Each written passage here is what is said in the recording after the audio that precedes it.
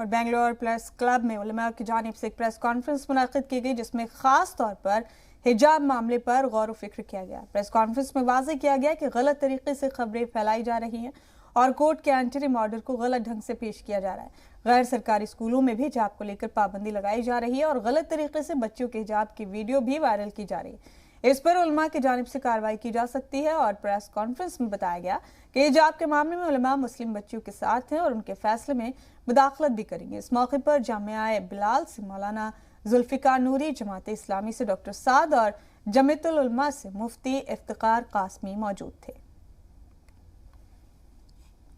جو مسلم management schools ہوں یا یہ ہے کہ جہاں ڈگری کالج جہاں یونیفارم نہیں ہے اور ٹیچروں کے لیے بھی یونیفارم نہیں ہے، ان کو گیٹ کے باہر کھڑا کر کے ان کا حجاب اتروانا، اگر چھوٹی بچیاں ہوں وہ بچیاں بستہ لے کے آ رہے ہیں، بیگ لے کے اسکول کے آ رہے ہیں، تو اب ان کے پاس کیمرے لے کر جا کے ان کو ایک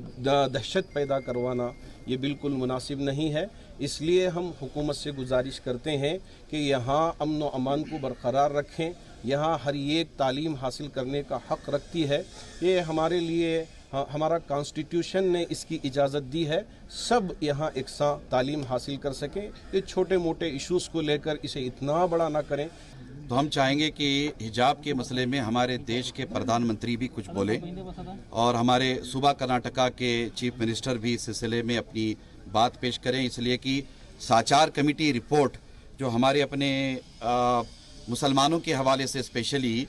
بنائی گئی ہے، جس میں مسلمانوں کی ایجوکیشنلی اور آرتھک استھتی شیڈول کاسٹ اور شیڈول ٹرائب سے بھی زیادہ کمزور ہے، یہ بتایا گیا۔ اب ہمارے یہاں بیٹیاں پڑھنا چاہتی ہیں، بیٹیاں ہائی اسکول جانا چاہتی ہیں، بیٹیاں کالج جانا چاہتی ہیں، اگر انہیں حجاب کے مسئلے میں الجھایا جائے تو بیٹی پڑھاؤ بیٹی بچاؤ اس نعرے پر یا اس میسج پر کیسے عمل ہوگا؟